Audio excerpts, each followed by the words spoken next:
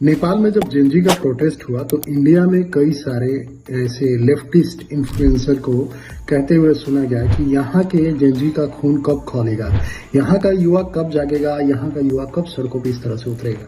तो देखिए, ये इंडिया है, ये कोई नेपाल और बांग्लादेश की बात नहीं हो रही है। ये वर्ल्ड की सबसे लार्जेस्ट डेमोक्रेटिक कंट्री की बात हो रही है, जिसकी आबादी लगभग 140 करोड़ से 150 करोड़ के लगभग है।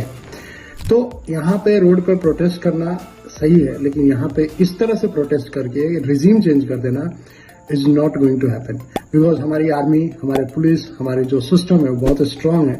दूसरी बात यह है कि बहुत बड़ी संख्या में लोग आज भी जो करंट गवर्नमेंट है उसको सपोर्ट करते हैं। हमारे यहाँ उस लेवल का करप्शन नहीं है, उस तरह की चीजें नहीं है। हाँ, हमारे देश में कमियां बहुत हैं, अभी भी बहुत कुछ है जो सुधारा जा सकता है। बहुत सी ऐसी चीजें हैं जो सामने आने के बाद लोग डिसअपॉइंट होते हैं अपनी गवर्नमेंट से, बट हमारे यहाँ डेमोक्रेटिक तरीके से चीजों को सॉल्व किया जाता है, ना कि किसी के CIA या किसी बड़ी एजेंसी के इन्फ्लुएंस में आकर के रिजीम चेंज हो जाता है। नेपाल के युवाओं के पास आज क्या ऑप्शन है? मान के चलो कि उन लोगों ने चलो रिजीम चेंज कर दिया, करंट गवर्नमेंट जो उनकी थी बहुत करप्ट थी, सब सही है, लेकिन अब क्या? इसके बाद उनके पास क्या ऑप्शन है? क्या गारंटी है कि इसके बाद जो गवर्नमेंट आएगी उनके लिए सही होगी? क्योंकि नेपाल में कहा जाता है कि वहां दुनिया की जितनी भी एजेंसी है, सारी एजेंसियों का वहां पे प्रेजेंस है। CIA जो है अपने कई सारे एसेट बना करके बैठी हुई है नेपाल में, तो CIA is not going to मतलब think about the people of Nepal.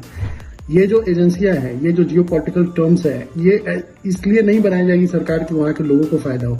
सरकार इसलिए भी बनाई जाएगी कि या तो चाइना को फायदा हो, या तो US को फायदा हो, या किसी और कंट्री को फायदा हो।